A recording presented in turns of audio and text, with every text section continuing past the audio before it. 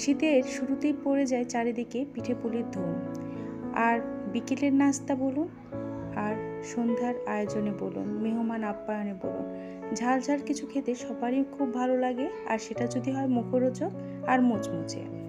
এর জন্য আজকে তৈরি করছি উত্তরবঙ্গের খুবই জনপ্রিয় একটি পিঠা, কালাইপুর।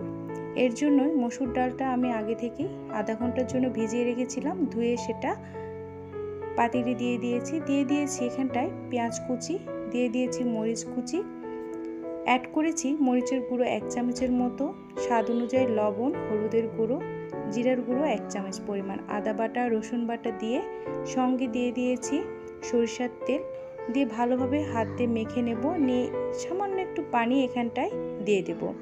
দিয়ে এটা খুবই অল্প পানি ব্যবহার করবেন, এটা একদম ঘেটে যাওয়ার দরকার নেই। যখন হাফ সেদ্ধ হয়ে যাবে তখনই একটু নেড়ে চেড়ে এটি নামিয়ে নিতে হবে। বেশি সেদ্ধ হয়ে গেলে এটি খেতে মোটেও ভালো লাগবে না।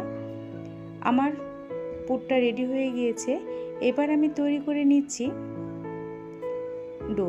এর জন্য আমি পানিতে মরিচের গুঁড়ো দিয়ে দিয়েছি 1 চামচ, দিয়ে দিচ্ছি স্বাদ অনুযায়ী লবণ, হলুদের গুঁড়ো দিয়ে দিয়েছি সামান্য পরিমাণ, দিয়ে একটু বলক উঠে গেলে দিয়ে দিয়েছি চালের গুঁড়ি, দিয়ে ভালোভাবে ডোটা রেডি করে নিয়েছি। এবার হাত দিয়ে গরম অবস্থাতেই সামান্য নর্মাল টেম্পারেচারে থাকা পানি দিয়ে ভালোভাবে ডোটা ময়ান করে নিতে হবে, যেন সফট মোলায়েম একটা ডো তৈরি হয়ে যায়। দেখতেই পাচ্ছেন সুন্দর একটা মোলায়েম ডো তৈরি হয়ে গিয়েছে। আমি এখানটায় পিঁড়ি বেলান ব্যবহার করিনি, যার কারণে ছোট বারবার রুটি বেলার ঝামেলা যেটা থাকে সেটা যেন না করতে হয়, এই জন্য বড় স্পেসে কাউন্টারটা আমি ভালোভাবে ক্লিন করে নিয়ে এখানটায় এবার রুটিটা বেলে নেব, যাতে অনেকগুলো একবারে আমরা তৈরি করতে পারি। মোটামুটি আমার রুটিটা একদম পারফেক্টলি রেডি।